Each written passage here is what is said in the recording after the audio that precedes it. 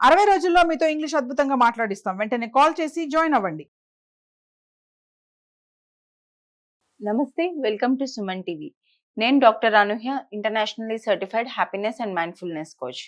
ఇవాళ మనం టీనేజర్స్ ఇంకా మదర్స్ యొక్క కామన్ ప్రాబ్లమ్స్ ఏంటి, వాళ్ళు ఫేస్ చేసే ప్రాబ్లమ్స్ ఏంటి అనేది డిస్కస్ చేసుకుందాం. అందులో ఇప్పుడు చాలా కామన్ గా ఉండింది ఏంటంటే మొబైల్ ఫోన్. పిల్లలు అనేది ఫోన్ కావాలి అని మారం చేస్తూ ఉంటారు ఇంట్లోని. అది అట్లాంటప్పుడు మనం చాలా స్ట్రిక్ట్ గా చెప్తూ ఉంటాము. కానీ అయినా కూడా ఇంకా వాళ్ళు చాలా గొడవ చేయడం అనేది జరుగుతుంది. సో అట్లా మారం చేసినప్పుడు మనం ఏం చేయాలి అనేది ఇప్పుడు తెలుసుకుందాం. మీ పిల్లలు సడన్ గా వచ్చి మొబైల్ ఫోన్ కావాలి అని కనుక అడుగుతున్నట్లయితే కనుక మీరు ఎలా డీల్ చేయాలి? ఫస్ట్ వాళ్ళకి ఎక్స్‌ప్లెయిన్ చేయండి. వాళ్ళకే ఇచ్చేసేయండి ఆప్షన్. డైరెక్ట్‌గా నో అనేది చెప్పకుండా ఎందుకు కావాలనుకుంటున్నారు? ఉదాహరణకి వాళ్ళకొక 10 నిమిషాలో, ఒక హాఫ్ అన్ అవరో టైమ్ ఇచ్చి ఎందుకు కావాలనుకుంటున్నారు ఫోన్ అనేది వాళ్ళకి పాయింట్స్ రాయమని చెప్పండి. అట్లా రాసిన తర్వాత వాళ్ళకి ఒక అవగాహన అనేది వస్తది. నిజంగా వాళ్ళ కోసమే కావాలనుకుంటున్నారా? లేకపోతే చుట్టుపక్కల ఇప్పుడు అది చాలా సర్వసాధారణం టీనేజ్‌లో కూడా. ఎందుకంటే ఇప్పుడు ప్రతి ఒక్కరి టీనేజ్ పిల్లల్లో కూడా చాలా కామన్ అయిపోయింది ఫోన్ యూసేజ్ అనేది. సో, ఐఫోన్స్ లాగా ఇట్లా పెద్ద పెద్ద ఫోన్స్ పట్టుకొని తిరుగుతా ఉంటారు. ఉదాహరణకి ఒక స్నేహితుల్లో బృందం ఉంది అంటే అందులో మీ పిల్లవాడికి ఒక్కళ్ళకే లేకపోయి ఉండొచ్చు. చుట్టుపక్కల అందరికీ ఆ ఫోన్ ఉంటుంది.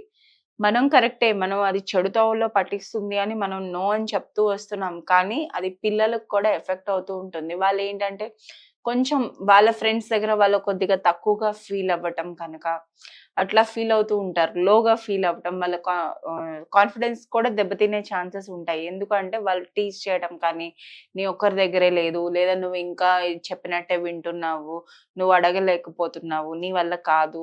పిల్లలు కూడా వాళ్ళ ఫ్రెండ్స్ కూడా ఇట్లా టీజ్ చేస్తూ ఉంటారనమాట. సో, ఇట్లా అయినప్పుడు మనం క్లియర్‌గా మనం డైరెక్ట్‌గా వాళ్ళ పైన అరవకుండా, అది అరవడం అది చేయకుండాను రాసి కూర్చొని క్లియర్‌గా వాళ్ళతోని ఒక సంభాషణ అనేది పెట్టుకోండి. ఎందుకు ఫోన్ అవసరం వాళ్ళకి? ఏం చేయాలనుకుంటున్నారు? అట్ ద సేమ్ టైమ్ దానివల్ల ఉపయోగాలేంటి? నెగెటివ్ ఎఫెక్ట్స్ ఏంటి అనేది కూడా మనం పిల్లలకి ముందే చెప్పాలి. అది ఉండటం వల్ల నేనేం చేస్తానంటే, ఫోనుంది. ఓకే. ఫోను ఇచ్చారు అంటే మనం ఒక ల్యాండ్‌లైన్ ఇయ్యొచ్చు. నా సజెషన్ ప్రకారం ఏంటి అంటే, ల్యాండ్‌లైన్ నంబర్ ఇచ్చేసేయి నాన్న, నువ్వది వాడుకోవచ్చు. అది ల్యాండ్‌లైన్ ఉంది కదా! నువ్వు ఎవరు కాల్ చేయాలన్నా, ఏదైనా ఏ సమయంలో అయినా ఫోను చేయొచ్చు. నువ్వది వాడుకోవచ్చు అని. ఎందుకంటే, ఇప్పుడు ప్రతి ఒక్క పిల్లల దగ్గర ఇంట్లోని ఒక ట్యాబ్ గానీ, లేకపోతే ఐప్యాడ్ అనేది ఉండడం చాలా సర్వసాధారణం అయిపోయింది.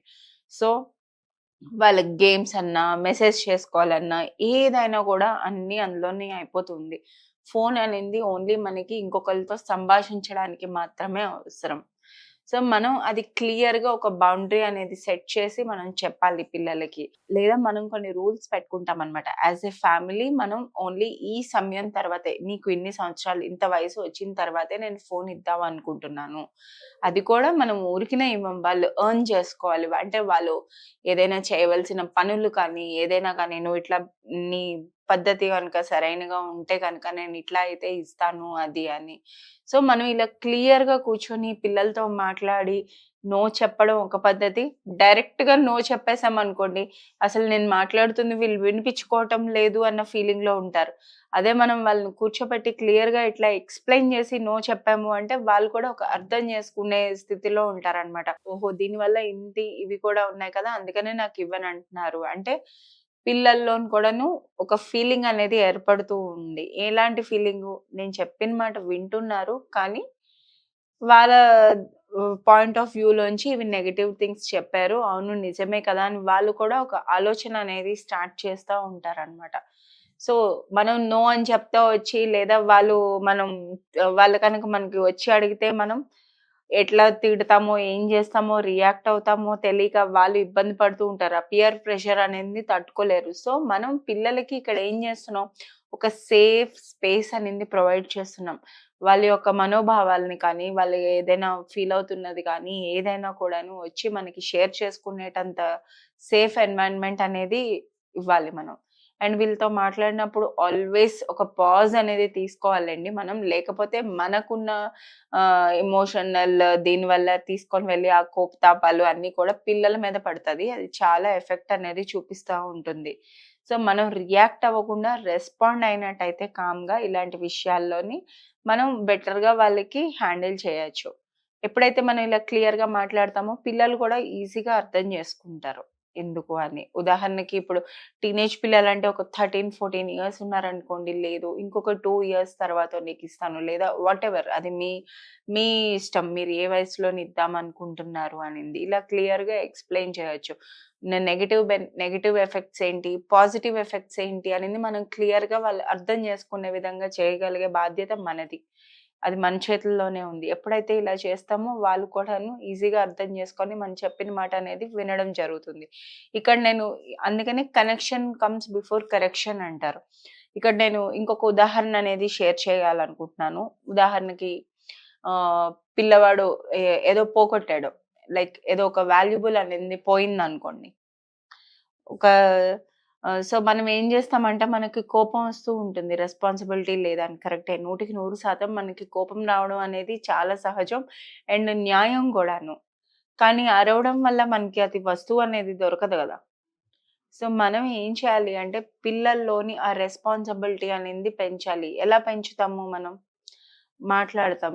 అది ఎంత వాల్యూ, అది ఎలా వచ్చింది, ఎన్ని రోజులు మీరు కష్టపడితే వచ్చింది అనేది క్లియర్‌గా మనం ఎక్స్‌ప్లెయిన్ చేసి, వాళ్ళకి ఏదైనా ఒక వస్తువు మనం ఇచ్చినప్పుడు కూడా వాళ్ళకి ఆ ఇంపార్టెన్స్ అనేది తెలియచేయాలి.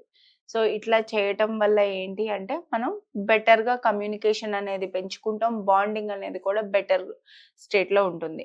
మీలో ఎవరైనా టీనేజర్స్‌ని హ్యాండిల్ చేయాలి అనుకున్నప్పుడు ఏమైనా ఇబ్బందులు ఫేస్ చేస్తున్నారు అంటే, లేదా ఒక హ్యాపీ మామ్‌గా ఉండాలి అనుకుంటున్నారు అంటే, happy ma'am equals to happy home అన్నమాట. సో ఎందుకంటే అమ్మ అనేది ఒక గుండె లాంటిది ఇంటికి. సో ఎప్పుడైతే అమ్మ కామ్‌గా, ప్రశాంతంగా, హ్యాపీగా ఉంటుందో అప్పుడే మనం కూడా మన చుట్టుపక్కల ఉన్న వాళ్ళకి అంతే హ్యాపీగా, ప్రశాంతంగా, కామ్‌గా ఉంచగలం. సో మీ యొక్క స్టేట్ అనేది ఎప్పుడు కూడా ఎట్లా ఉందో అనేది మీరు అబ్జర్వ్ చేసుకుంటూ ఉండాలి. మీరు కామ్ అండ్ రిలాక్స్ స్టేట్‌లో ఉంటూనే అన్నీ బ్యాలెన్స్ చేసుకుంటూ చేయాలి. సో ఇంకా ఫర్దర్‌గా మీరు ఏమైనా తెలుసుకోవాలి అనుకుంటే, ఏమైనా ఇబ్బందులు ఫేస్ చేస్తున్నారు, ఎలా డీల్ చేయాలో తెలియట్లేదు అంటే నా దగ్గర వస్తూ ఉంటారండి వన్-ఆన్-వన్ కన్సల్టేషన్స్‌కి. వాళ్ళ పిల్లల్ని తీసుకొని వస్తూ ఉంటారు, లేదా చాలా క్లాసెస్ కూడా జరుగుతూ ఉంటాయి. డీటెయిల్స్ కావాలి అంటే కింద స్క్రోల్ అవుతున్న నెంబర్‌కి మీరు కనుక్కున్నట్టయితే మీకు డీటెయిల్స్ అనేవి ఇన్ఫార్మ్ చేస్తారు. Thank you.